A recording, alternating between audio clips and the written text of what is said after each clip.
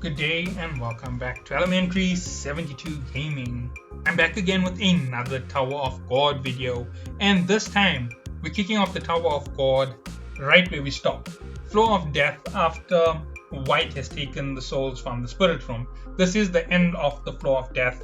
One or two overlaying arcs are going to be explained here, and some of the things that we don't understand about everything that's happening in the tower that will lead up to future arcs. Now, White gets a hold of the souls and he starts running. Urek pursues him, Yuri pursues him, everybody is pursuing after White to stop what he has done in eating all the souls on the floor of death. Balm is also helping with all of this, and it's crazy that they're going after White the way they are. White ends up smashing the gatekeeper for the floor, and as he's about to escape, he is met by Gustang, one of the irregulars of the tower. His power is so great that White can't even match a fragment of his power. That is the difference between an irregular and a high ranker level White. White's power is quite great. It's almost at his old power, but it's just a little bit off his high ranker position. And when you look at this and you realize just how powerful the irregulars were, you end up getting the idea of what makes it so insane. Now, something else mentioned between the fight between Balm and Hal Joe is that Balm holds the power of an administrator. The power of the administrator is the colossal soul. So at this point, we get a little bit of the backstory of White's power. White might be able to actually break the contract that a 10 Great Family member has if he gathers enough souls to overwrite the contract that they had written with the administrator. So obviously he has to be stronger than the administrator that they made the deal for immortality with.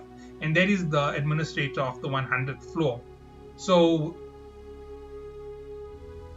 that is all that we know about this entire crazy part of the story. Now we know that they did 34 more floors of climbing before they ended their climb of the tower. So whatever other deals or contracts they made with the administrators is all secretive up to that point. So nonetheless, we find out that this is what their power is like. And Gustang's power is so crazy that the poison that's in Rachel is just something that he can erase by looking at. Because he can see the flow of Shinsu with the glasses that he wears. That's why he wears glasses. He doesn't really need Shinsu. Okay. Moving on. The next thing that we should know about Gustang. Gustang isn't alone in helping the floor of death. And Gustang is a very close friend, or was a very close friend of Arlene. So now we get some tidbits about Gustang. We also know that he hated V for some reason or the other, but I don't see him as being V's enemy from the time they were climbing the tower. I think there's something that V did that really makes Gustang's blood boil. Like maybe he faked his death, or maybe he wished for the power to reincarnate, or the power to jump bodies, something like that. So V is somewhere else in the tower at the moment. But nonetheless, all of that is craziness. That is just speculation on my part. So that's what we do know about what was happening here at the end of the floor of death. Gustang ends up giving Balm the second thorn fragment, but not unraveling it and unwrapping it for him. So Balm can still unlock the full potential of the second thorn on his own, but over time. It's not going to be an instant unlock, and it's not going to instantly stabilize his growth of power. Having two thorns means that his power can grow far faster than it used to in the past. And his power has grown ridiculously. Considering how fast his power has grown, I'd say that he should be at least equal to 2 or 3 times what he was on the 20th floor. So we should be equal to a ranker with the possibility of beating them 100% at this point, if that is true. And with the second thorn being added to that mix, he should be equal to quite a powerful ranker, maybe at least touching the level of advanced ranker. That's where it should be if the power scaling stayed constant in the story. Obviously, they needed to dial down Balm's strength a little bit, because if we left Balm at these insane levels, the next thing that would happen would be he'd have to fight unbelievable characters who can't just simply be beaten. So nonetheless, White has been pushed down by Gustang. Gustang ends up taking out the souls from him and returning them to the soul room. Then we find out Urek and Gustang have a conversation. He explains something to Gustang explains something to Urek, and Urek basically ends up talking with Gustang for a little bit.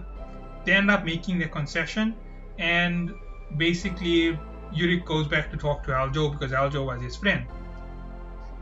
Urek finds out that Haljo is too distraught and won't be able to be himself anymore because of what has happened.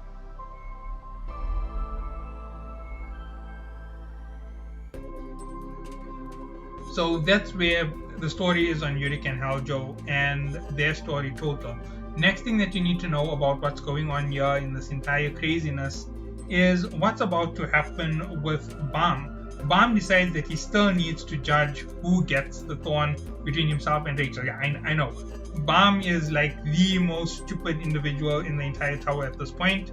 If you say you wish that Bam ended up getting his butt kicked by Kun or someone, I would agree with you. He really did something stupid.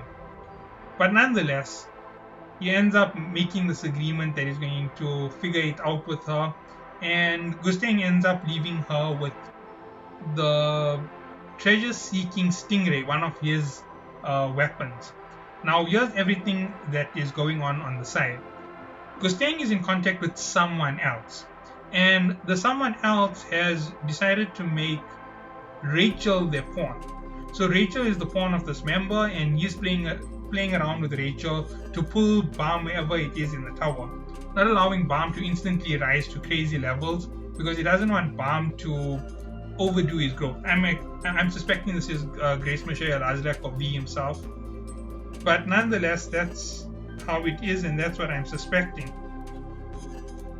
So they end up getting back onto the Hell train, and Urek ends up talking to Bam, explaining to him the significance of not allowing destiny to be what other people tell him it is, telling him that he can make his own destiny and that he doesn't have to worry about what other people want from him. He should be free to be himself. And him and Urek have a good talk, and that is the end of Urek Mazino for now in the story.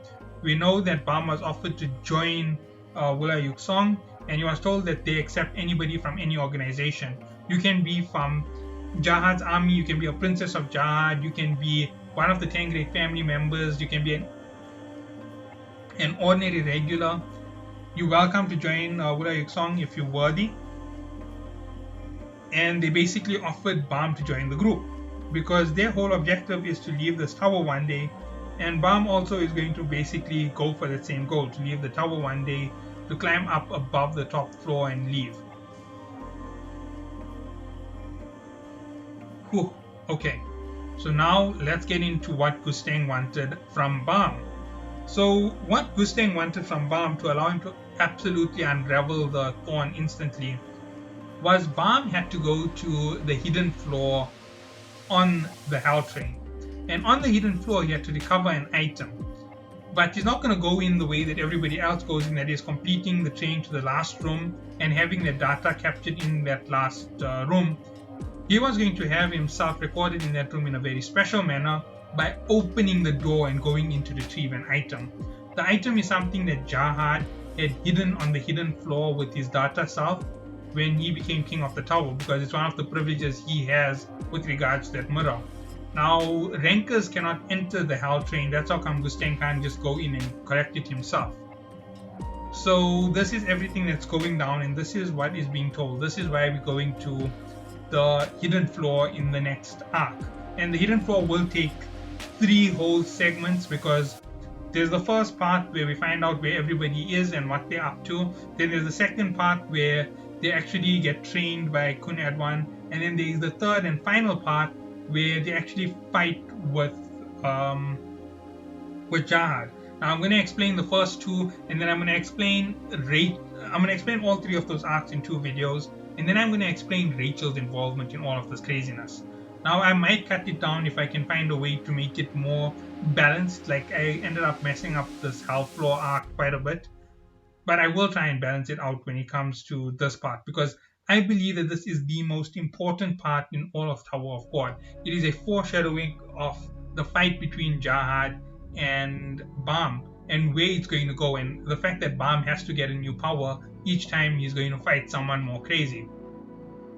So nonetheless, at this point, Bam has taken on a crazy amount of power since he's taken on the power of the Red Drissa. On the train, he basically shows Kun that he can create spaces with Shinsu now because he has the power that the Red Drissa had before.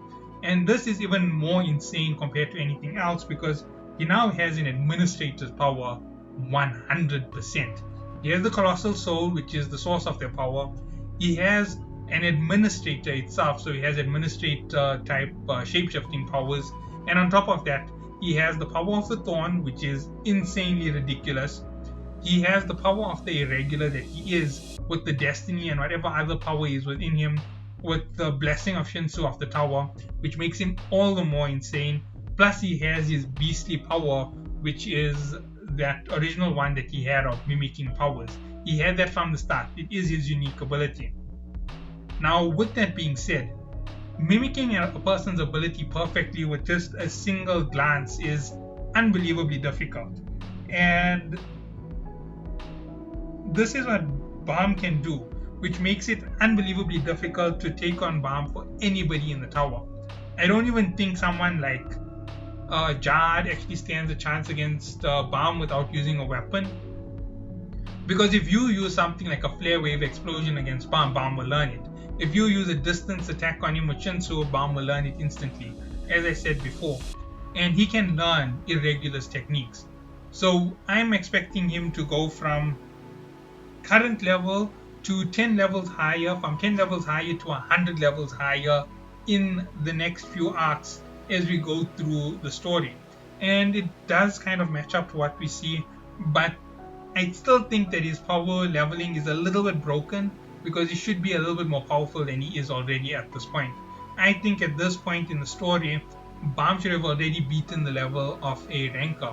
He should have already been touching on the level of advanced ranker, and Yuri and Evan should have been the ones really surprised at how strong he's gotten in that short period between their climb of the tower.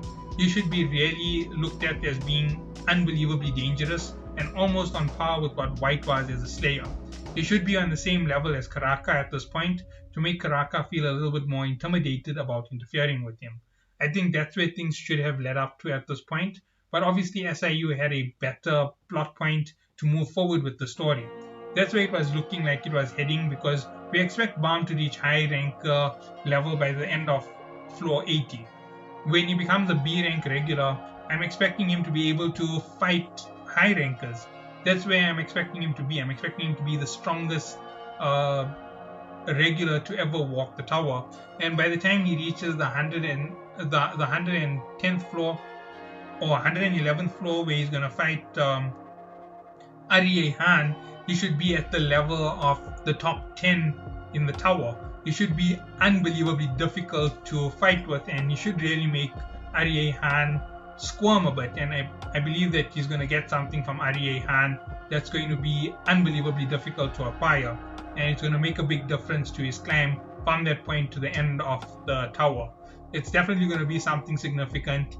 It's going to be something important that he's going to get from that test, and he's going to take it because it's been hinted at enough times that only 2 people have passed it, and that is Urek Mizuno, which is why he has the 77th floor on the tower, Gula Song, and the other person is another Jahad princess from the Ari family who beat her father in that challenge, or beat the challenge that was given to them.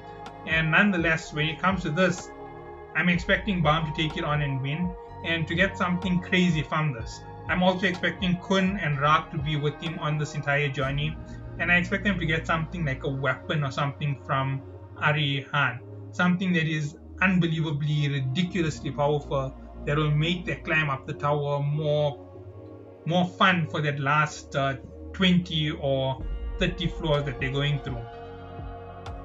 So, right, that is what we know that's coming up and everything that's leading from this point. I've diverted myself quite far.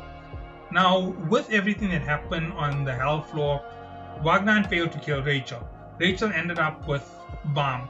Karaka ended up kidnapping Wagner and Miseng along with Uraha. He ends up threatening Miseng that Wagner should call Balm so that they can ambush him at the end of the train. Wagner explains they're not part of the same team anymore. That's not going to work.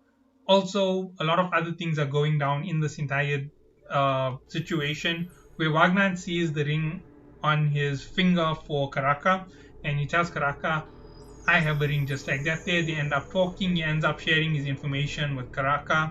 And Karaka asks to see Wagnan's ring. And Wagnan says his ring has been taken by Rachel. Rachel has it right now. And basically, Rachel has a lot of treasures inside her little sneaky stash. She has some kind of ring, which I believe is the ring from Arc Raptor that she took from his ear. I'm not 100% sure. It could be the bracelet from Urek Mazino, but I think Urek took that bracelet back with him. So I'm not 100% sure on that. And after the she's going to gain another treasure from the Floor of Death, which ends up going to Gustang at the end of this entire situation. I don't believe Gustang is 100% a good guy or 100% a bad guy. I think his part in the story is going to be a little bit more complicated than what we think. I think he's going to form up with Balm at one point and betray Balm, and Balm is actually going to end up in a bad situation because of what Gustang does to him. I think this is going to be around the point when they're at the 132nd or 133rd floor. So things to note about Gustang. So we will get into a whole lot of those discussions when I am done with the climb and this next saga and the cage arc ended. Once those two are done, the climb is over and we can start discussing lore. And when it comes to lore, there's so much. Like this character who's on your screen right now, there is so much to talk about White. White, whether the fact that he's a bad guy, good guy, we're all going to get to see it. We're going to get to understand more of the lore behind White. We're going to get to understand the lore behind the Slayers, behind the Age of Genesis, behind the first war in the tower between the 13 warriors. We're going to get to understand a little bit more about Jahad, the 13-month series, the Rings of Jahad, the Red Light District. We're going to go into all of that to the best of my ability. I will look through all of the notes on the fandom, and I hopefully will be able to bring that to you when that comes. Now, this is an in-between video, and I thought that this was the perfect point for some of this information because this next saga kicks off so much in the tower that you want to have more information to know what's going on. Because at the end of this, there are things which go off and things which start going on at the last station that are going to drive you insane. Oh wait, sorry, he didn't floor last station and then the cage arc. I forgot about the last station. Last station is a very important arc. I have to break it up into pieces because covering that in one single video will be really, really weird and would really break away from how important that saga is to this entire story. So I'll catch you all then and have a good day.